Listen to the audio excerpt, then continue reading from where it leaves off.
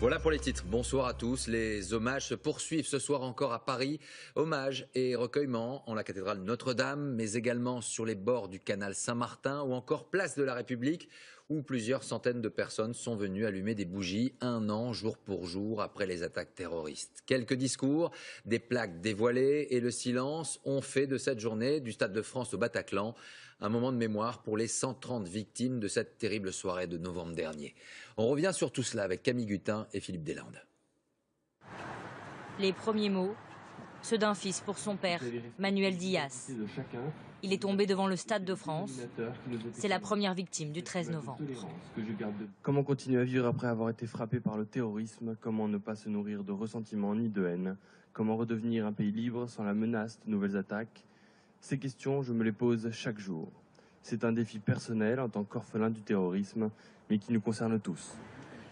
La douleur est toujours présente. Pour ce vigile blessé lors de l'attentat, quelques minutes de réconfort, main dans la main avec le chef de l'État. Beaucoup d'émotions, de larmes. Encore là, je suis attristé, touché, mais attristé d'avoir un grand gabarit, de ne pas avoir fait plus que nécessaire. Sur chaque lieu d'attentat, le même geste, le même hommage.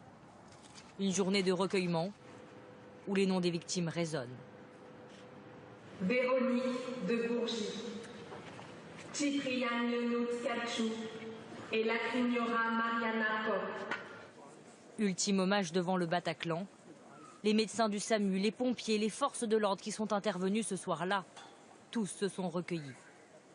Un moment d'émotion pour ceux qui ont perdu des proches. Complètement meurtri par rapport à la disparition de mes collègues. Je sais que je ne les reverrai plus et qu'il faut rester là pour eux. Pour redonner espoir aux familles, certains entament un gospel. Autre témoignage de solidarité, ces dessins, ces messages laissés par les Parisiens en novembre 2015 sur les lieux des attentats. Restaurés, préservés, Sylvie Van der Water, qui a perdu son frère au Bataclan, y trouve aujourd'hui un réconfort. Aujourd'hui, c'est plus vraiment du partage, quoi. Partage avec les autres familles. Et ça aide beaucoup, beaucoup, beaucoup. Des familles de victimes qui, pour clore cette commémoration, ont voulu un lâcher de ballons multicolores, comme pour laisser partir la tristesse. Et on va tout de suite retrouver Julie Beckrich près du canal Saint-Martin. Bonsoir Julie. De nombreux Parisiens sont donc venus à la tombée de la nuit allumer quelques bougies dans le 10e arrondissement. Et oui, cette journée de commémoration se termine avec ce joli symbole des lanternes flottantes sur le canal Saint-Martin. Et puis, chaque Français est invité ce soir à déposer une bougie sur le rebord de sa fenêtre pour se souvenir. Alors, c'est une journée qui a été marquée, bien évidemment, par la tristesse et le recueillement, mais aussi par beaucoup de musique. On a entendu du gospel, on a entendu beaucoup de piano, on a entendu Imagine, repris par un orchestre de gardiens de la paix. C'est tout Paris aujourd'hui qui a été marqué par le souvenir. Je vous propose d'écouter ces Parisiens que nous avons rencontrés. C'est un reportage signé Isabelle Saboureau. Un ultime recueillement à la lueur des bougies. Comme s'ils voulaient prolonger cette journée du souvenir, des milliers d'anonymes se sont rassemblés ce soir à Paris avec une émotion toujours aussi vive pour certains. J'ai mis du temps à vouloir commémorer l'anniversaire de cette atrocité. Ça aurait pu être nous, ça aurait pu être nos amis, ça aurait pu être notre famille. Et je pense qu'on s'est tous sentis quelque part un peu touchés parce que ça aurait pu arriver à n'importe qui.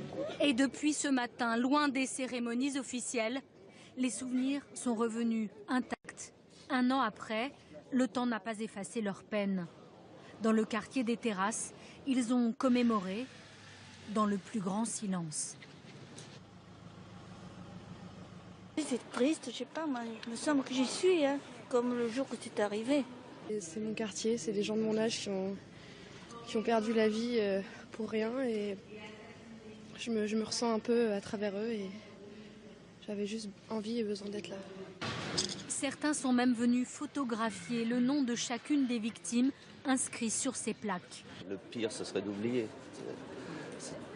C'est donc des victimes insupportables, qui restent insupportables un an après, qu'il sera encore dans 10 ans. Et Voilà, ce qui est fait est irréparable et il faut pas oublier.